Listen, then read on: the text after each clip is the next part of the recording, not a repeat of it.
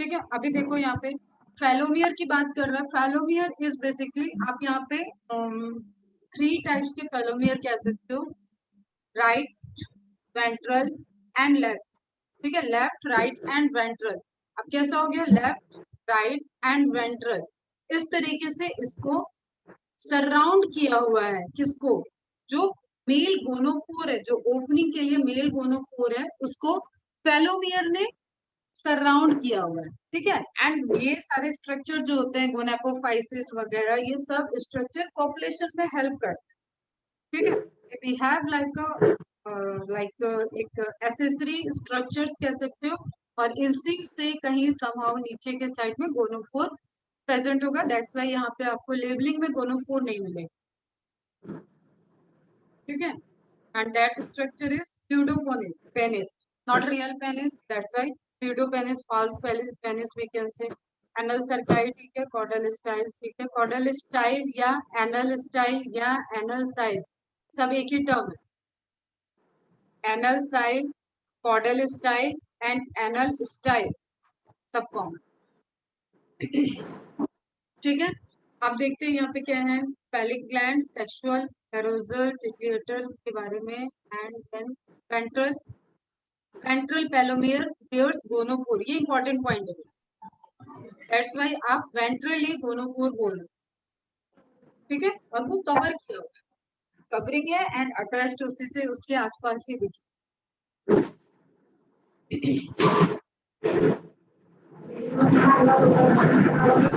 Now फेलोमियर का एक characteristic लिखा हुआ है, वो देख लेना। Chitinous asymmetrical structure, chitinous structure है मतलब लिटिल बिट हार्डर दिखेगा, सराउंडिंग द मेल गोनोफोर। मेल गोनोफोर को पूरा सराउंड किया रहेगा, एक कवरिंग की तरह बनाएगा। एंड वो वेंट्रली फेलोमियर के साइड में आपका ventrally male gonophore present. Clear. Sperm के रिलेटेड एक इंपॉर्टेंट क्वेश्चन आता है, ये ध्यान में रखना। The sperms are stored in seminal vesicle and are glued together. अब ऐसा नहीं होता है कि जैसे ह्यूमन स्पर्म सबको पता है कि है तो वो भी सेमाइनल प्लाज्मा के साथ आता है, लेकिन वो फ्लो कर रहे हैं, सिंगल सिंगल इस पे स्पर्म फ्लो कर रहे हैं, और ऐसे मिलियंस ऑफ स्पर्म फ्लो करते हैं। क्लियर। यहाँ पे कैसा है, क्लूड है, मतलब आपस में ज्वाइंट होके एक स्ट्रक्चर बना रहे हैं। That structure is known as spermatophore. तो gonophore is different thing and spermatophore is different thing. Clear. ध्यान से सुनना। सेमाइनल वेसिकल्स में जब स्पर्म पहुंचते हैं आपके, उसके बाद वहां पे वो ग्लूड स्ट्रक्चर में है, आपस में जुड़े हुए हैं, फॉर्म ऑफ बंडल्स, बंडल्स बना रहे हैं, कॉल्ड स्पर्मेटोफोर। डायरेक्ट क्वेश्चन है, आता भी है। Clear. Which are discharge during copulation. तो ड्यूरिंग कॉपुलेशन सिर्फ और सिर्फ स्पर्म नहीं डिस्चार्ज होगा, पैकेट ऑफ स्पर्म, लिख लेना, पैकेट ऑफ स्पर्म्स, यहाँ पे इमेज के साथ बताते हैं। Packet of sperms known as spermatophore releases from the sperms. Packet of sperm known as spermatophore releases from the cockroach. ये रिलीज होगा। तो ड्यूरिंग कॉपुलेशन जो रिलीज होता है वो सिंगल स्पर्म नहीं है, बल्क ऑफ स्पर्म है, एक कंप्लीट पैकेट में। जैसे जैसे सपोज सपोज क्या, ये है स्ट्रक्चर ही वही है, ओपनिंग दिख रहा है आपको, इसके अंदर स्पर्मेटोजोआ मतलब male gamete sperm. Clear. Male gamete, तो वहां पे देख रहे हो नंबर डॉट डॉट लिखा है, नंबर ऑफ स्पर्मेटोजोआ प्रेजेंट है। तो जब कॉपलेट करेगा कॉकरोच, तो वहां पे जो ट्रांसफॉर्मेशन होगा, जो ट्रांसफर है, दैट इज रिलेटेड टू स्पर्मेटोफोर, ना कि प्री स्पर्म रिलीज होगा। तो इंपॉर्टेंट पॉइंट है, ये ध्यान रखना। which are discharged during copulation. Now, female reproductive system consists of 2 large ovaries lying laterally in the second and sixth abdominal segment. Again, segment ध्यान में रखो, lateral position है, number में 2 है, pair of gonads है। Here, each ovary is formed a group of 8 ovarian tubules or ovules. अब जैसे वहां पे निकला वासा डिफरेंशिया, यहाँ पे ओवेरियन ट्यूब्यूल्स की ग्रुप दिखेगी। अभी वो तो ओविडक्ट हो जाएगा उससे रिलेटेड, अभी बात करते हैं एग्स का अरेंजमेंट के। ठीक है। तो ओवेरियन ट्यूब्यूल्स और ओवेरियोल्स तो जैसे ट्रैकिया से बाइफरकेट हुआ तो ट्रैक्यूस बन गया। तो ऐसा नहीं है ह्यूमन की तरह कि एक ओवरी से एक एग प्रोड्यूस हो। उसमें कैसे है, 8 ओवेरियन टिश्यूज लगभग प्रेजेंट है और हर में एक एग प्रोड्यूस होगा, ठीक है, containing a chain of developing egg. तो उससे क्या दिखता है आपको, डेवलपिंग एग को ही ओवा कहते हैं, ठीक है। डेवलपिंग एग वहां पे एक चेन में प्रेजेंट होगी। क्या देखा हमने, ईच ओवरी पोजीशन हो गई उसकी, दो पेयर ऑफ ओवरीज हैं, पोजीशन हो गई लैटरल, आपका सेगमेंट हो गया second and six, second to six, clear. And वहां पे आपको ओवरी के अंदर स्ट्रक्चर दिख रहा है ovarioles. This is, you can say, इसको कह सकते हो ओवेरियोल। तो यहाँ पे एग डेवलपिंग ओवा कैसे अरेंज होंगे, इस तरीके से। एक जैसे आपने पी को ओपन किया ना, पी को ओपन करते हो तो किस तरीके से स्ट्रक्चर होता है ना, पी अरेंज रहता है, मार्जिनल प्लेसेंटेशन याद आ रहा होगा, उस तरीके से आपको इसके अंदर लाइन बाय लाइन ओवा अरेंज दिखे। ओविडक्ट, अब ओवरी से निकलने वाली डक्ट क्या है, oviduct of each ovary unite into a single median oviduct. दोनों ओवरी की ओविडक्ट, ठीक है, ह्यूमन के केस में ऐसा नहीं होता है, दोनों ओविडक्ट अलग अलग है, ठीक है। अब ओविडक्ट जो है यहाँ पे ज्वाइन कर रहा है और एक कॉमन डक्ट में इसकी ओपनिंग हो रही है, इसको क्या बोल दिया, कॉमन ओविडक्ट। एंड ए इसको ह्यूमन से you can relate it vaginal canal, vagina तो नहीं, vaginal canal, clear. Now next देखते हैं, oviduct of each ovary unite into single median, centre में आएगा क्योंकि लेटरल था, एक लेटरल दो लेटरल, तो आगे कहाँ आएगा, median, centre. Also called vagina, mark करके रखना, दिया हुआ एनसीईआरटी में, विच opens into the genital chamber. आगे जाके ये कहाँ ओपन हो जाएगा, फीमेल जेनाइटल चैम्बर। अब नेक्स्ट एक इंपॉर्टेंट स्ट्रक्चर है जो रिसीव करेगा स्पर्मेटोफोर्स को। A pair of spermatheca is present in the sixth segment, abdominal segment, which opens into the genital chamber. अब स्पर्मेथिका प्रेजेंट होगा, स्पर्मेथिका देखो दोनों कहाँ, ये है, ये रिसीव करेगा, इसकी ओपनिंग भी यहाँ आनी चाहिए, इसकी ओपनिंग भी इधर ही है, क्लियर। तो दोनों की ओपनिंग कहाँ हो जाएगी, जेनाइटल चैम्बर, बात करो जेनाइटल चैम्बर। फटाफट से देखते हैं, ओवरी डक्ट इज ओविडक्ट, एक सिंगल ओविडक्ट, फिर कॉमन ओविडक्ट बन रही है, दोनों साइड की ओवरी से निकली हुई डक्ट के मिलने से कॉमन ओविडक्ट बनी, जिसको एनसीईआरटी आपका कह रहा है वेजाइना।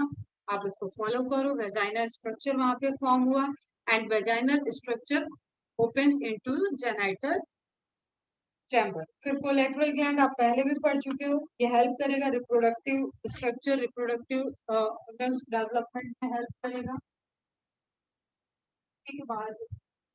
ठीक है, उसमें हेल्प करेगा। एंड फीमेल है तो आप बता दो फटाफट, 7, 8, 9 यहाँ पे बनेगा ब्रूट पाउच, ठीक है, genital pouch, brute pouch last segment में आपको दिखे,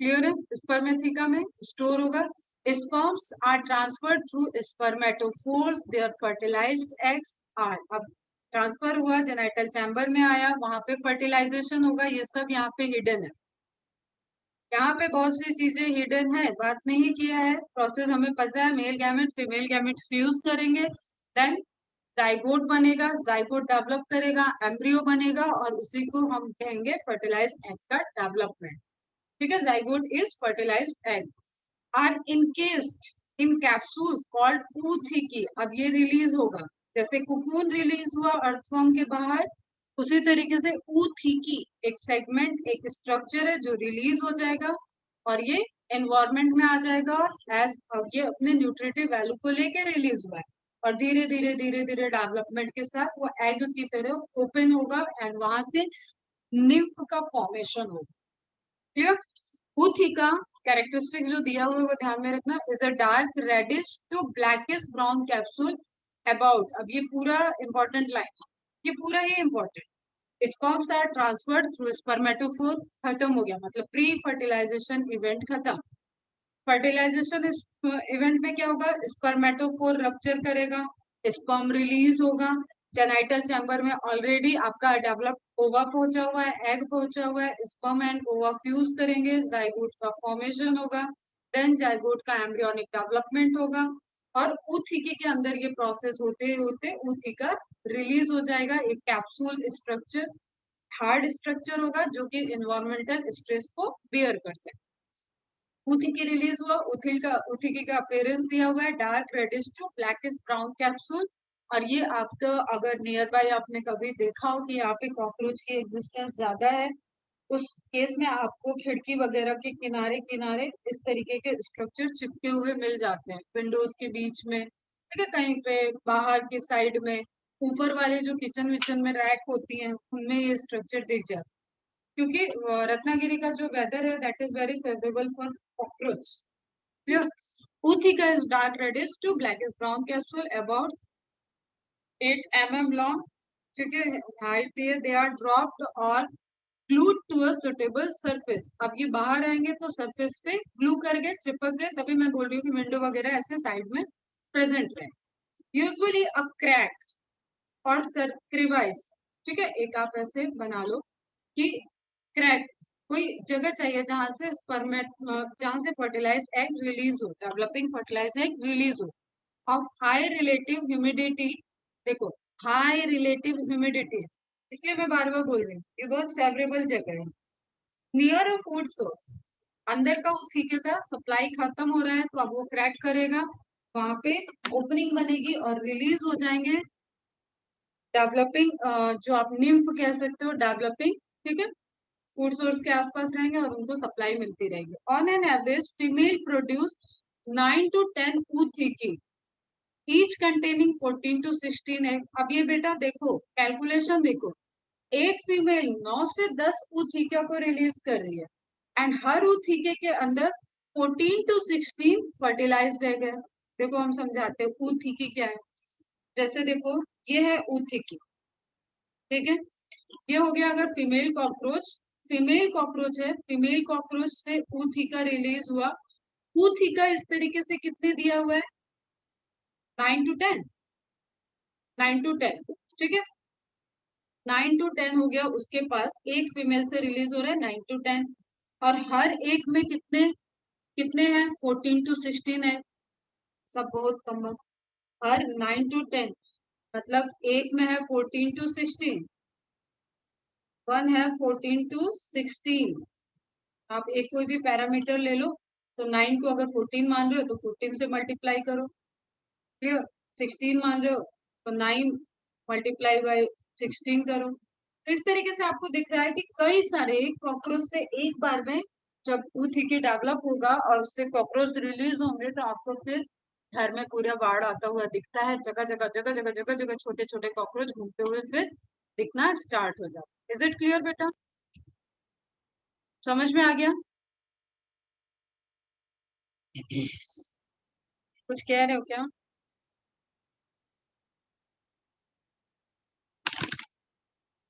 yes ma'am, clear. Crevice means जैसे ओपनिंग, स्लिट जैसी ओपनिंग, एग्जैक्ट मीनिंग देखना इसका, देख लूंगी मैं, बता दूं। The development of Periplaneta americana, जो इंडिया में सबसे ज्यादा अवेलेबल है, जनरल है, इज पोरोमेटाबुलस। बेटा जी टर्म को हाईलाइट कर लो, नया टर्म आ गया जिंदगी में, पोरोमेटाबुलस। पोरोमेटाबुलस क्या कहता है, that is not the indirect development में आप जैसे लार्वल स्टेज से बोलते हो ना, वैसा।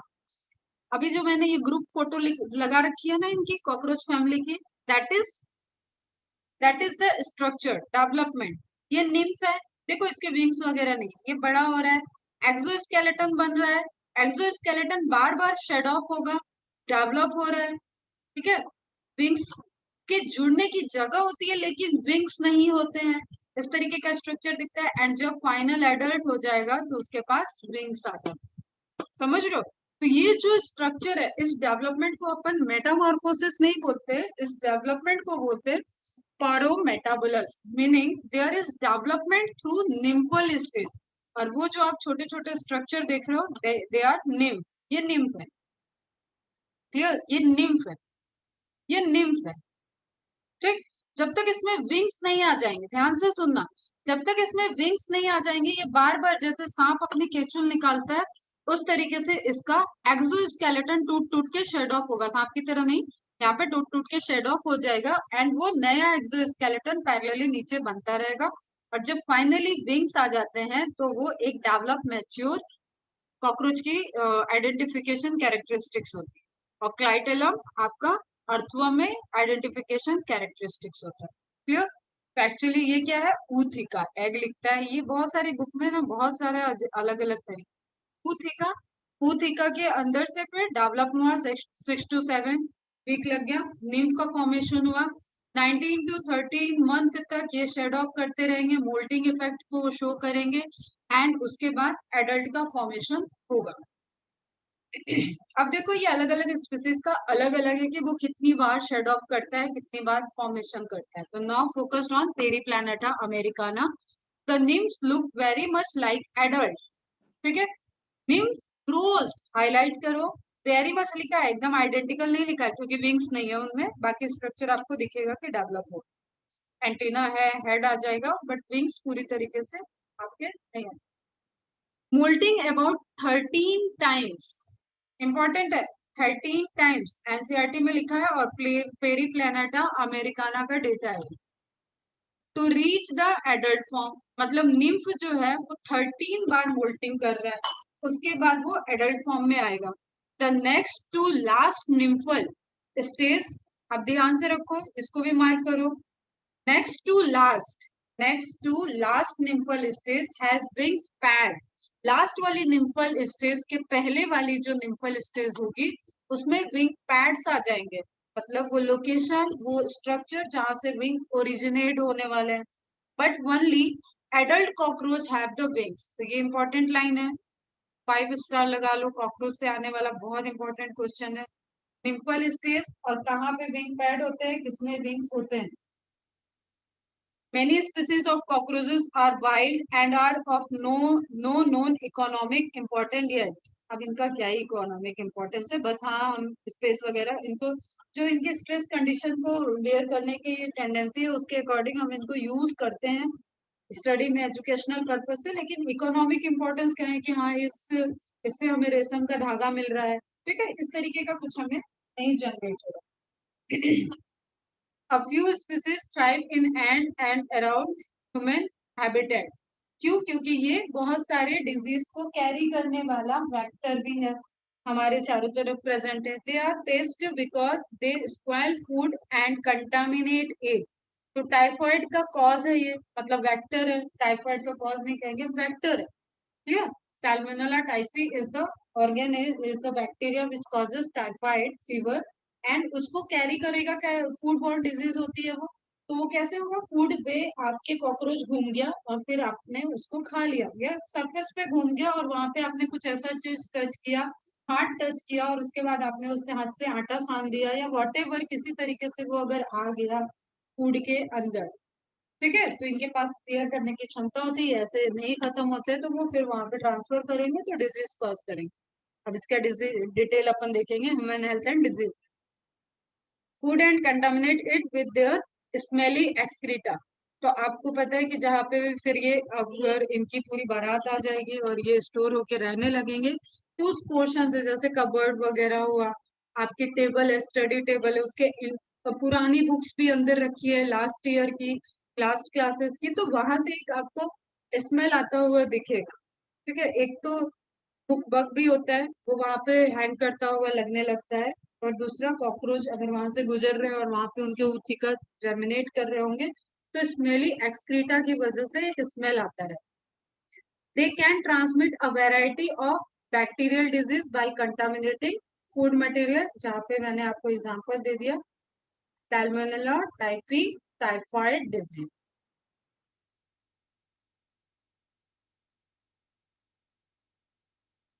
ठीक है, एक होता है कैरियर, कैरी किया, इसने मैकेनिकली कैरी किया, अपने विंग्स से अटैच कर ले, अपने लेग्स से अटैच कर ले, सैल्मोनेला बेटा, सैल्मोनेला। क्लियर।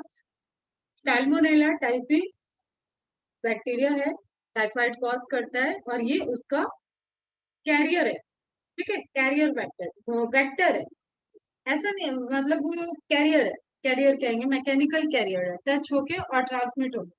लेकिन अब जो जैसे मलेरिया का आप सबने लाइफ साइकिल देखा होगा, एक पार्ट उसका मॉस्किटो के अंदर चलता है, एक पार्ट ह्यूमन के अंदर चलता है। वो कैसा हो गया?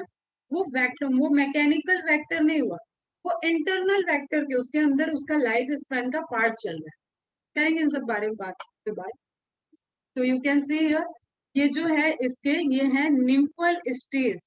तो लास्ट निम्फल स्टेज से फर्स्ट में अगर हम इसको लास्ट निम्फल स्टेज एज्यूम करें तो हमें दिख रहा है कि यहाँ पे देख रहे हैं विंग्स अभी खुले नहीं है।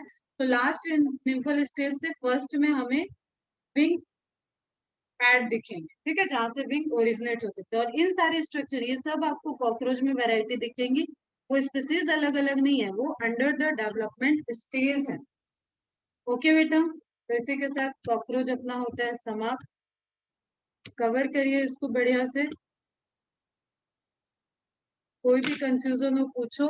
कंफ्यूजन मुझे दे दो तुम लोग थर्सडे फ्राइडे एंड तक, कि ये पोर्शन मैम थोड़ा सा रिवाइज कराते वक्त एम्फेसिस करिएगा, मतलब उस पर फोकस करिएगा, तो क्या होता है ना अपना रिवीजन वाले टाइम में कवर हो जाता है। अब मैं पूरी गाथा ही गाऊंगी तो कैसे होगा। और आज मैं एक ग्रुप में तुम्हें दे दूंगी, चार्ट दे दूंगी, जो मैंने शुरू स्टार्टिंग में तुम्हें दिखाया था, उसमें सारा टिश्यू सिस्टम का एक बहुत हैवी सा चार्ट दिखाया था ना, जो बोला था कि ये मत ड्रॉ करना, और उसको अपलोड भी नहीं किया। वो वाला चार्ट ग्रुप में दे दूंगी, तो अपने नोट से उसको टैली करते हुए बना लेना एंड बढ़िया से अच्छे से सब क्वेश्चन रिवाइज करो। ठीक है, एंड करो लेक्चर। कल से ह्यूमन फिजियोलॉजी का डाइजेस्टिव सिस्टम स्टार्ट करेंगे। तो जस्ट एक सिंपल, आप 15 मिनट में उसका फर्स्ट फ्रेज थोड़ा सा रीड करिएगा।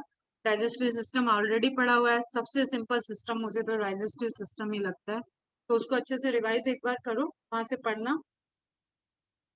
और कल से ह्यूमन फिजियोलॉजी के वर्ड में एंटर करते हैं और फटाफट से डायरेक्ट करके खत्म। चलो बाय बाय, टेक केयर, खुश रहो।